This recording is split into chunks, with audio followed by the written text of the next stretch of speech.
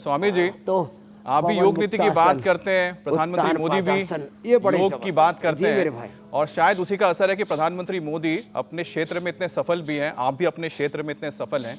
और क्यों जरूरी योग है, मुझे लगता है कि आप दोनों को देख के हम समझ भी सकते हैं और हमें अपने जीवन में से अपनाना भी चाहिए। लेकिन स्वामी जी, कई बार बताया जाता है कि जो बॉडी वेट है, क्या उसका सोने जागने के तरीके से भी उसका असर होता है कि आपका वेट कम या ज्यादा होता है, कि आप किस तरह से सोते हैं?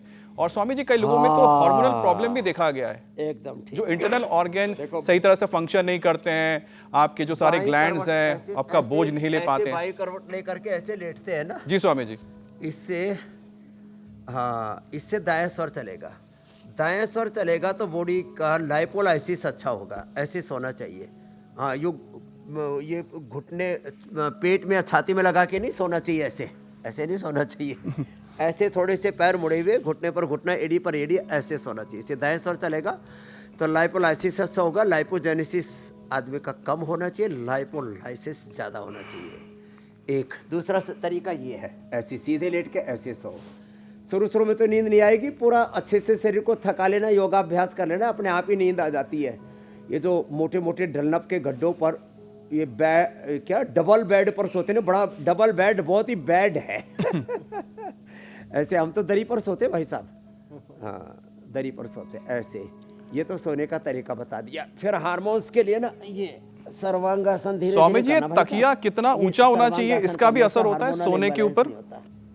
नींद अच्छी आती है, ठीक से नहीं आती नींद? 2 इंच से ज्यादा का तकिया नहीं होना चाहिए। मैं तो देखता हूँ किसी के तो आधा फीट ऊंचे तकिए होते हैं, वो ठीक नहीं। सर्वांगासन, हलासन ये बहुत जरूरी है हार्मोनल इम्बैलेंस के लिए।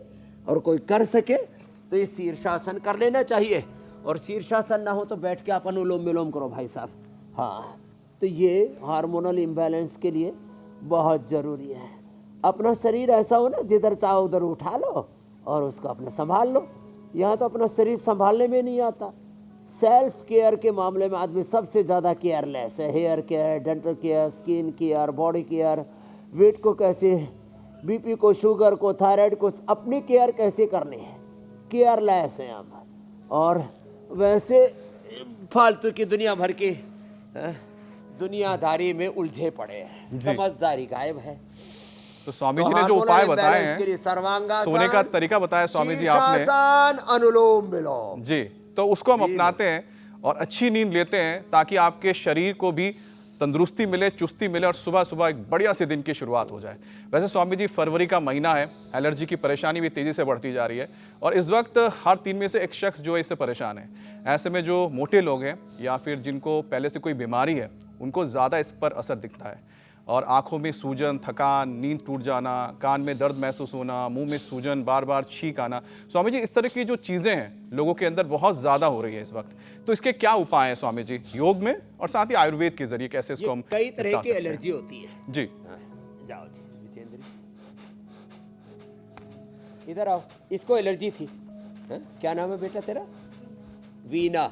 वीना की वीणा ठीक नहीं बज रही थी। किस चीज से एलर्जी हो गई थी? चावल से एलर्जी। चावल से एलर्जी थी स्वामी जी। मैं अगर पेट भर के चावल खा लेती थी तो 5 दिन तक एंटीबायोटिक लेनी पड़ती थी। 5 दिन तक लगातार पूरा प्रोसेस। अदरवाइज बिल्कुल नहीं। और मैंने यहाँ भी जैसे फर्स्ट डे आई, जब मैं रुकी थी, शाम को पहुँची थी, तो नॉर्मल खाना मिला था, वहाँ भी मैंने चावल खाया आराम से, जो भी दिया उन्होंने खाना। और मैं अभी अगस्त में ट्रेनिंग में गई थी कुछ महीने पहले, 2000 तो ठीक हो जी, वहाँ भी चावल खाया था गुरुजी। लो, इसने चावल की एलर्जी, किसी को ग्लूटेन से एलर्जी, चलो कपालभाति करो। योग से एनर्जी आ जाएगी और सब तरह की एलर्जी भाग जाएगी।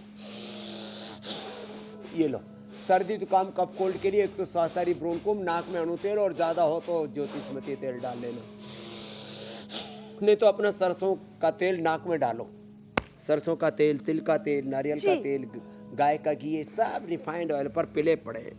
लोगों को न तेल का पता, न घी का पता, न साग सब्जियों का पता, कुछ